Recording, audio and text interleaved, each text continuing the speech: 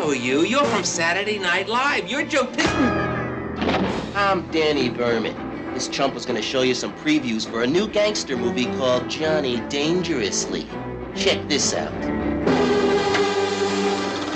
Does this jerk look like a real gangster to you? He looks like Micheal Keaton to me. I love Johnny t-shirts. I love Johnny. Believe it or not, everybody loves this guy. Broads love him. I'm not wearing a bra, Johnny. That makes two of us. Oh, you got what you had left, Ma.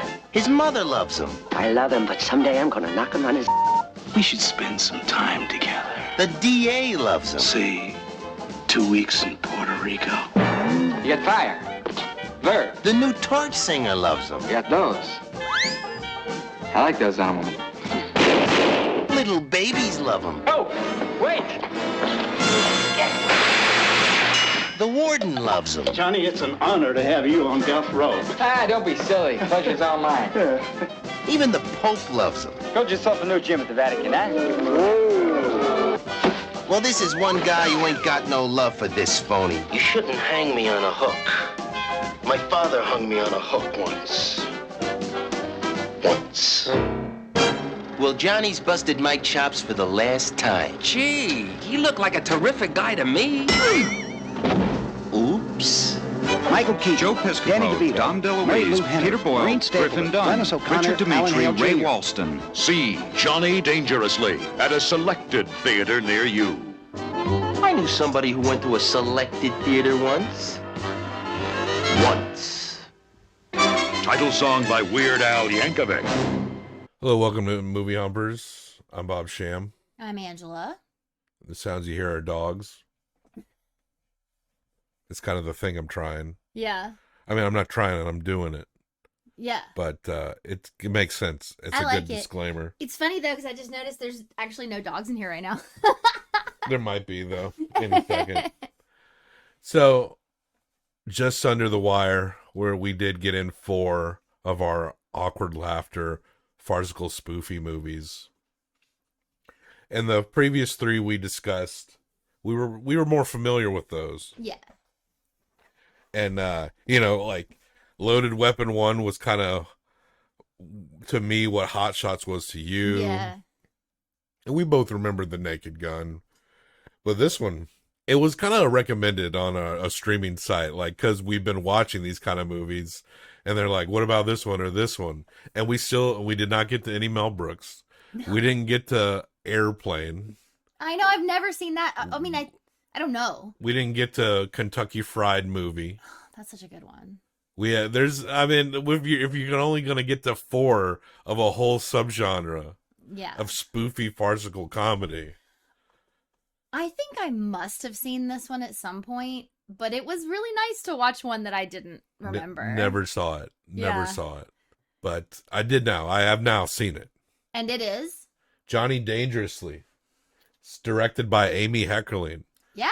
And we played it for a second, and when it said directed by Amy Heckerling, and it opens with a Weird Al song. Yeah. We like it. We've name dropped her before. I don't expect everyone to listen to every single episode. Sure. I don't think that's even, unless you're really into us, like random people would just randomly pick an episode. Yeah. But we have mentioned Amy Heckerling before. We like Amy Heckerling. She made this movie after she made Fast Times at Ridgemont High and before National Lampoon's European Vacation. Not one of the better regarded vacation movies. She also made the first 2 Look Who's Talking movies and Vamps, which you have mentioned. But Clueless is kind of her shining jewel. Yeah. With Fast Times at Ridgemont High being up there as well. I didn't know that she did the Look Who's Talking movies. Those were big at my house too. Those were huge. There's some movies that were just like massive to us in our time being kids, and that I've never fucking seen them. Oh, no. As soon as a fucking pubic hair sprouted, there was no more watching Look Who's Talking for whatever reason. And it's also just shit that was grinding out on basic cable as we were getting older as well. And a lot of these movies did, and maybe Johnny Dangerously was one, but we didn't catch it. I mean, my brother walked in at one point and said that he thought he remembered watching it. So I'm sure it was like on, but I don't know. Well, I think unless you outright remember it, every 80s and 90s movie is going to be vaguely familiar. Yeah. And Micheal Keaton was in half of them. Yeah. So. Well, Micheal Keaton, his 80s, boy, Micheal Keaton's 80s run was that's a damn good run. Yeah. He started out, he was a comedian. Yeah. So it kind of makes sense why he's in this. This movie is in 1984. And Mr. Mom was around the same time, I believe. And then you get to 89 and he's fucking Batman. Like, this dude, like, took it. Yeah. The 80s was a good decade for him, no doubt. And this is more to his comedy roots because this is a gangster spoof. And Johnny Dangerously, he's Johnny Kelly. His father died in the electric chair. Killer Kelly or something. Killer Kelly. So his mother raised him and his brother Tommy. And we meet Johnny. He's running a pet store and he's talking about his past as a gangster. But you can never get out of the gangster business, truly, right? How is he not dead? This You gotta listen to the story. I mean, this movie is ridiculous as it always is, but we go back and Johnny Kelly ends up getting into the gangster business because his mother, even though she does not want him to be involved in crime, she needs like surgeries and stuff. Yeah. This takes place in from flashbacks to like 1910, I think is the earliest. when the Italian immigrants are flooding New York, and then up to like the 30s and 40s, basically. But he goes into crime and starts to work for Peter Boyle's mobster character to pay for his mother's stuff. And so he's got all this money for all these years, but he doesn't know his mother or his brother don't know that they commit crimes. Yeah, there's a really funny bit where they're talking about her first surgery and it's her birthday. Yeah. And he says, "How does it feel to be 29, Mom?" And for like a split second, I was like, oh, this is that kind of joke where you joke that your mom's always 21. No. She was like a 60-year-old woman playing a 29-year-old woman in the early 20th century. It was hilarious. Yeah. She was great, too. That woman's great. The style of humor in this is much more like, a lot of what we were talking about is, Mel Brooks inspired all of this. Yes. But the Naked Gun kind of like changed that game. So a lot that we got out of that was very much that Peter Prof, the Zucker style. And this one, I feel like, is closer to, it's not like assault you over the head like Hot Shots or Loaded Weapon.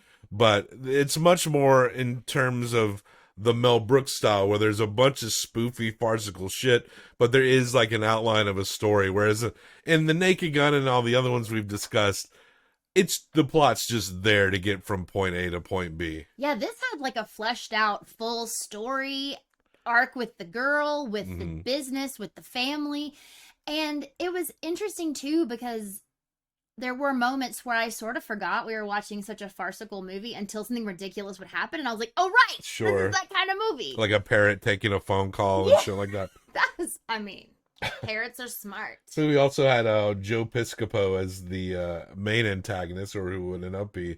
This is what, early to mid 80s, around 88.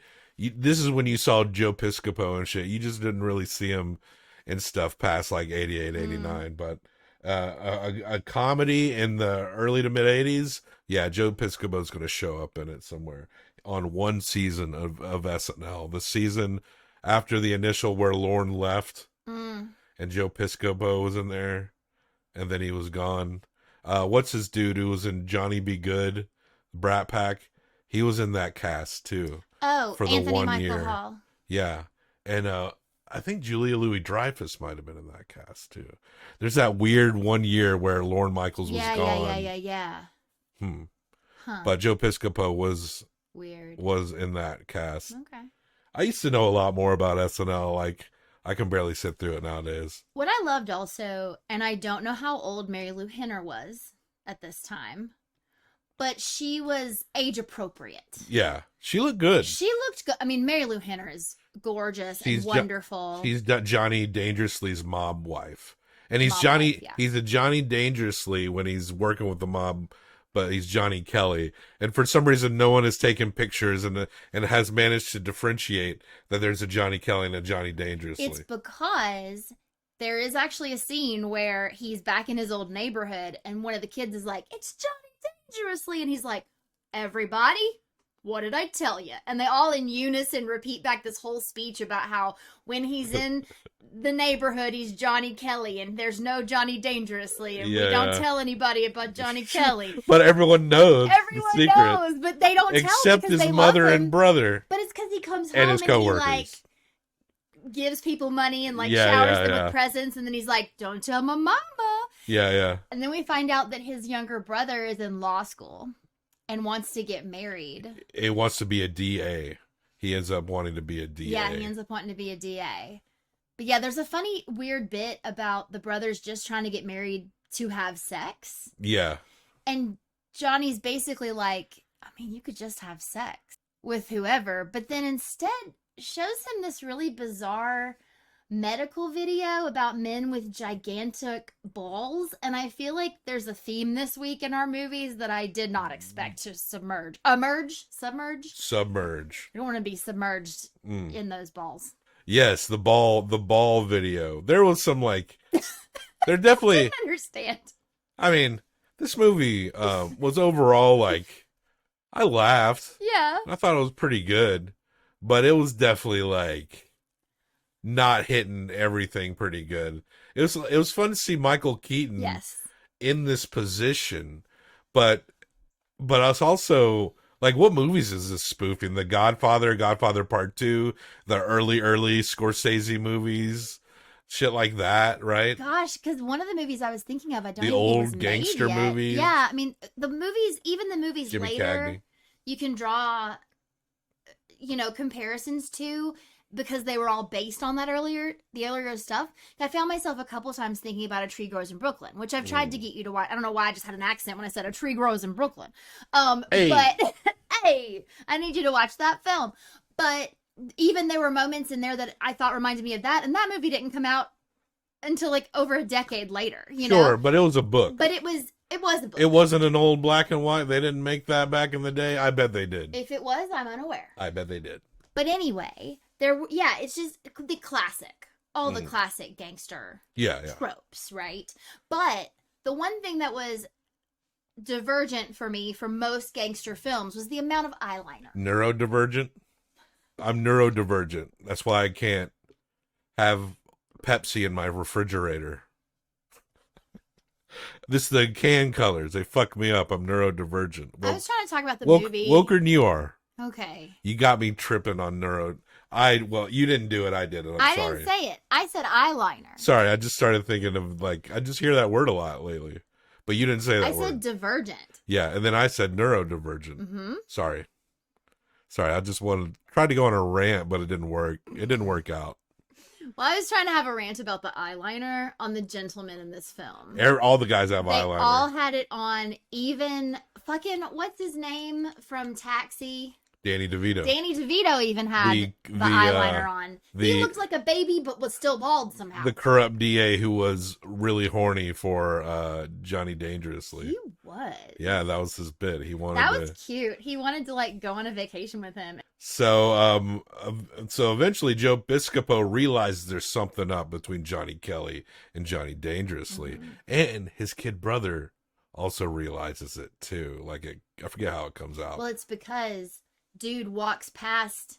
Okay, the brother and his wife have to fuck immediately when they get married because they've never had sex in the janitor's closet. And the way that Piscopo found out what was happening is he followed Johnny Dangerously to the courthouse, saw the wedding, realized they were brothers, and then is walking past this janitor's office where the man and woman are trying to fuck for the first time ever, and he says real loud, "Johnny Dangerously is Jimmy Kelly's brother?"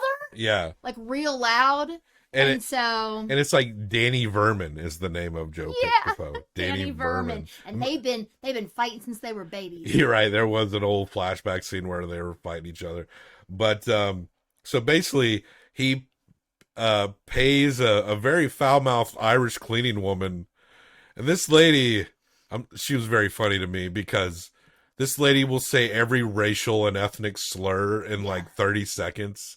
And and it's so like appropriate that it's a little Irish lady that's doing it as well. Like there is something that's like she's saying something completely crass and offensive, but like it kind of weirdly makes sense. Yeah. In a stereotypical way to hear this little Irish lady literally just say every derogatory word you can think of. But they kind of pay her off to help frame for the murder. Who was the Peter Boyle ends up dying. He gets bombed, but I forget what murder he was framed for. But he ends up taking it. He's got like a Lucky Gum cigarette case that catches a bullet.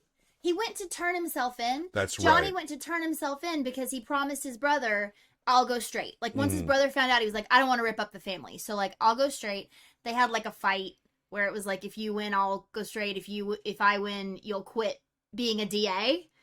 And then he just took a fall. So he goes in to turn into, I don't know who that guy was, but that's who got shot. And then he was framed in the one moment he was trying to go straight. He gets framed for murder. Yeah, and gets the electric chair. Yeah, pretty hardcore. And goes straight to it. And in this world, you can also request to go ahead and go into the electric chair if you want to. Everybody acted like he was a movie star in the prison. It was like, we got Johnny dangerously. Like everyone was so excited. Well, and even the warden was like, "Oh, you want to get fried early, Johnny? Okay, so we'll make room for you." So everyone knows he didn't do this one crime, but they're trying to figure out how to get him out, and he ends up escaping prison by getting them to move up his. He's like, yeah, go ahead and do it now. And he's got one of his old gangster buddies in there to help him out. Pretending to be the priest. Right. And then also they end up paying the Irish cleaning lady who says things that'll get you banned on Twitch. Like they pay her more money. To tell what happened. They were escaping. Marilu Henner's in the car. And. Oh my God. And there's a thing about like shelf paper in cabinets. This was the dumbest part. And they revealed that the car is covered in shelf paper, and they'll just take the layers off and change costumes. And they're changing costumes, but the guy who plays the skipper on Gilligan's Island somehow knows that like what clothes they're wearing and what their car color is, even though they're stripping paper off of it that changes the colors. And there's one point where the car is like covered in like rubber ducky images. Yep, bunnies and duckies. And Marilu Henner is dressed as a nun. Mm-hmm. They all three are. But Marilu Henner, there was something about Marilu Henner in that moment. I wasn't raised Catholic, so there's nothing really like deep in here. Mm-hmm. But there's something about that like. You wanted her to wrap your knuckles with a ruler? Yeah.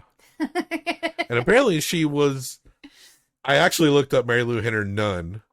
Oh. On the internet. Apparently she was dressed as a nun in a Cannonball Run movie. Opposite of Dom DeLuise. Yes, I know I saw that too. And Dom DeLuise is also in this movie. He played the priest. So you feel like we need to watch that movie now? Well, it was just something about it. Is it going in the bank? Like, why is it, how does she particularly look so good in the Spanky Banky? How does she look so good dressed like a nun? She's a redhead, very fair skin. So that habit's just covering her face, right? It's like she glowed from it. Well, in this also, they make the joke before she sings her big song about loving dangerously that she came from a convent. I think it's because Marilu Henner at the same time is hot. Yeah. And like angelic. We are in peak Henner mode here. But there's usually, like there's like the sexy girl and then there's like the one you take home to mom. She is somehow both. Yeah. She is a good like combination of the girl you want to fuck and the girl you want to marry. You know who was like I had a big crush on when I was a kid in the early movie she was in? She's in Schitt's Creek. She's the one who plays Moira. Catherine O'Hara. Yes, Catherine O'Hara. I crushed mad hard on Catherine O'Hara and SCTV days and like wasn't she in Beetlejuice? She was the mom in Beetlejuice. Like didn't she just very pretty, right? She's gorgeous. And there's a lot of starlets from like 70s, 80s that like I really liked then, like Terry Garr. Remember Terry Garr? She was the wife in Mr. Mom.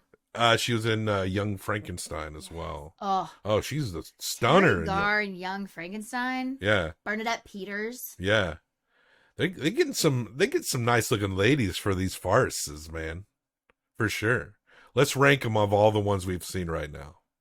Okay. All right. We have Marilu Henner. Yeah. We have Priscilla Presley from The Naked Gun. Okay. We have Kathy Ireland from Loaded Weapon. Yes. We have I actually happen to have written this down for Hot Shots. Valeria Golino. Yeah. For Hot Shots. Valeria Golino's number 1. She's number 1. Marilu Henner's number 2. Because she actually had chemistry. She actually does bring something to her leading lady role in a way that no shade on the other ladies, but Valeria Golino there's just something about the natural way of her that kind of has like a sexual chemistry with her co-stars. There is, and the way you said natural, like that's what I was going to say is that there's not a lot of makeup going on. Like she's very like simple beauty. Like she doesn't it comes across as she's not trying. Yeah. You know, it's like one of those like, oh, you don't know how hot you are kind of things, and that is so hot. And yes, Marilu Henner's a good number 2. Yes. Total babe. And then Priscilla Presley. Priscilla, no doubt. Because Kathy Ireland, what are you doing? Look, you it was fine, but She's pretty. You didn't really like help make the scenes. It seemed like there was a lot of interchangeable model women at that time that easily could have played that role in Loaded Weapon 1, but Marilu Henner did really good in this movie, Johnny Dangerously. Yes. So she's a number 2 of those 4 movies we have discussed the past like 2 or 3 weeks. Does Danny Verman end up getting killed? What happens to Danny Verman? Do you remember? I think they found out he was really the guy that killed him, so he got the chair. So he went off to prison. Yeah, Danny Verman, in this weird scene, it was like Danny Verman had the cigarette case. So the cigarette case had saved a couple people's lives. And It was the good luck charm. And how they knew that it wasn't. Whoever has the cigarette case did the murder. Deed. And so truly in the same second, he tries to kill the DA. Yeah. And then he goes, oh, he's got the thing. It was him. You're free. The governor's there. Pardons Johnny. Everybody just boom, boom, boom, boom. They just Marilu Henner and Johnny decide to have babies. Like it's very Shakespearean, farcical, because there's like this whole it's ridiculous, and then at the end everybody's all together and all the knots get tied up. Yeah, or untied, or unraveled, right? No, everything gets solved. Well, I thought, you solve a knot by unraveling the knot. I said tie the knots together. So that's just a bigger, more convoluted knot. I should have said. Tie the loose ends into knots. No, you want to unravel the knots. You want to get rid of those knots. You just want dangly rope. No, I want resolutions. That's what untying the knot is. Okay, fine, but people. I guess we haven't really analyzed this turn of phrase, but all I meant is it was a yes. Yeah. We had to think more about knots than we ever have in our life there. Okay, so we humped this movie. We'll have to move on to our next theme was Hey Man, Don't Be So Dramatic. And we're going to be talking about Micheal Mann movies very soon. Yes. As well as getting back to our movie roulettes and our randomly generated movies. And I want to watch some old movies. Yeah. We haven't watched enough old movies since we started this. I agree. We actually love old movies. But so we'll get to it. We'll throw down. And you're just thinking about all the movies you want to watch, right? Okay. Well, we can make a long list. I was thinking of old movies that would have gone into this category, but it's sure. Month's over. I know it's hard. No Jerry Lewis movies. I never really got into Jerry Lewis. Oh man, that was movies. a big part of my childhood too. Anyway. Yeah. Yeah. I actually put him on a category when I was scheduling things far out, but there's just so much we can't get to. But they would be my first Jerry Lewis movies, all the way through if I saw them. Oh yeah, that's crazy. The Music Man, wasn't he? Isn't he the lead in The Music Man? No. Or is that? That's Dean Martin. No. No. There's a lot of Jerry Lewis and Dean Martin things. That's the only reason I thought that. But no, it's oh my God, don't you're gonna look it up, but I'm gonna tell you that it is Dick Van Dyke. 62 film. No, it's Robert Preston. Insane. I could have sworn. How is it not Dick Van Dyke? You can see Dick Van Dyke doing that, going down the street. He must have been in the movie. He must have been in it somehow. Buddy Hackett's in it. He also was in Mary Poppins. Oh, Dick Van Dyke. And that was maybe around the same time. He was in a lot of musicals back then. Still alive. And based. Strong. And I heard he's based, as the kids say. So cool for Dick Van Dyke. I don't even know what that means. Figure out what the kids are talking about on your own time.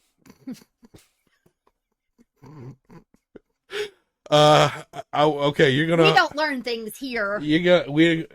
We don't hump things. We do hump things. You're gonna hump it 1 through 5. I'm gonna hump it 1 through 5. This movie, Johnny Dangerously by Amy Heckerling. Yes. Combined for best out of 10. What are you thinking? I'm thinking 2.75. Okay. I'm gonna give it a solid 3. I was thinking, but I'm not. 2.75. So that's a 5.75. You take your 2.75, because it is kind of very barely above middling. A little bit above middle. There's some fun roles. There's some fun parts of the movie. There's some jokes that are repeated over and over, particularly the Joe Piscopo joke. That is yeah, all right. I know. One thing that always has to factor in for me is, was there a moment where I thought the movie was too long? And yes, I out loud said to you, I know this is only an hour and a half. Why is it still going? It did feel kind of like it's dragging. And I have to deduct for that because you should sweep me up. So I think I'm being very generous with a 3. It was the eyeliner for me. Yeah, so. That's why we're above 2.5. So that's a 5.75. That's a C+ tier.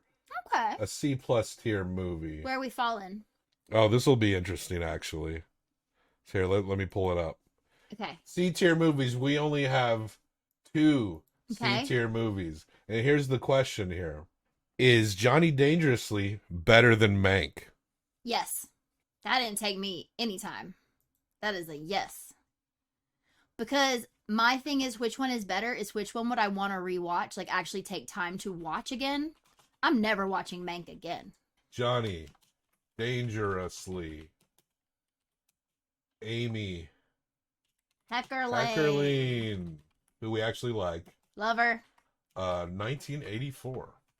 I was only 3 years old. I was 4 years old. Wow. I think on average, some people seem to like Mank slightly better than we did. Okay. But we rated shit like Loaded Weapon 1 way higher than everyone else. Are those theater children? I don't know. I said, it just aren't you one of those? I don't claim it. Here we go. Anymore. I'm just saying, I don't claim it anymore. Oh, okay. You were more of a set designer anyway. I did act a little bit, and I was in set design, but to be honest with you, I don't really get down with any of those people anymore.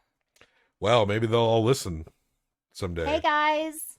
I don't dislike any of them. Your old theater buddies who are really into the movie Johnny Dangerously. You'll be like, let's hear what Angela's got to say about it. Oh, she hates my guts. Don't hate those people, but I do. Unlike some people I remember y'all. I don't like you. Went to college with. Well, like most of you. Do not think of those 4 years as the best time of my life. Oh, okay. That's the difference. That is the difference. We did some plays. They were fine. Anyway. So that's that movie, Johnny Dangerously. We put awkward laughter to rest. Let's be a little more vigilant in our theme, because I'm giving it maybe one more month to get a theme going that seems palpable, and not do it 3 weeks into the month, because if it doesn't fail, then we're always going to be talking about movies no matter always. What. But I'm just trying to figure out what we can do to make things fun that works. So keep up, because we're going to be hitting up some Micheal Mann movies in May. Micheal Mann May. Micheal Mann May. Huh? All right. Death to all traitors. Death to all traitors.